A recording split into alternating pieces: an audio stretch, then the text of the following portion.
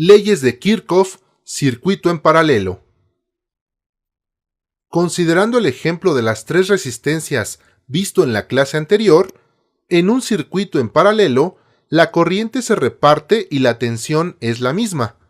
La corriente que sale de la fuente por la fase llega al punto 1 y ahí se parte en dos. Sigue su camino hasta llegar al punto 2, en donde vuelve a partirse. Después, viene de regreso por el neutro, y cuando pasa nuevamente por el punto 2, se suma con el punto 1. Así, se cumple la primera ley. La corriente que sale de un punto es la misma que regresa. Entonces, el punto donde se divide es la fase, y el regreso es el neutro. 127 volts más menos 10%, debido a que todas las cargas están conectadas en paralelo. Dando valores al circuito, supongamos una fuente de 100 volts y las tres resistencias en paralelo. Por concepto, la tensión en las tres resistencias es la misma, 100 volts. Esto debido a que en un circuito en paralelo, la tensión es la misma y esto se cumple teóricamente. Ahora debemos determinar cuánto es la corriente que sale de la fuente y cómo se va repartiendo en las tres resistencias. Para ello, debemos transformar este circuito en un equivalente que tenga una resistencia que represente a las tres. Para un circuito paralelo, se obtiene con la siguiente expresión: el inverso de la suma de los inversos. Sustituimos valores de las resistencias.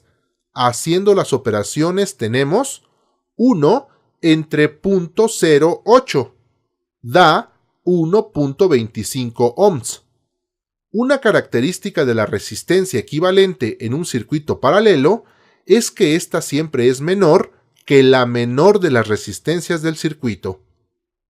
Ya con la resistencia y la tensión, entonces la corriente de la fuente será 100 volts entre 1.25 igual a 80 amperes, que se van a repartir en las tres resistencias.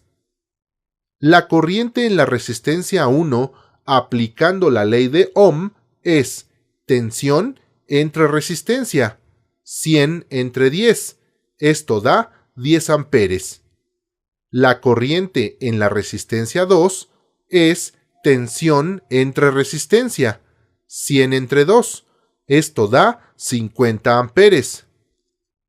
La corriente en la resistencia 3 es tensión entre resistencia, 100 entre 5, esto da 20 amperes. Quiere decir que por aquí circulan 10 amperes, por aquí 50 y por aquí 20, que al regresar y sumarse dan los 80 amperes que salieron de la fuente al principio, cumpliendo la primera ley. La corriente que sale de un punto es igual a la suma de las corrientes que llegan a él. Podemos observar, además, que en la resistencia de menor valor pasa mayor cantidad de corriente.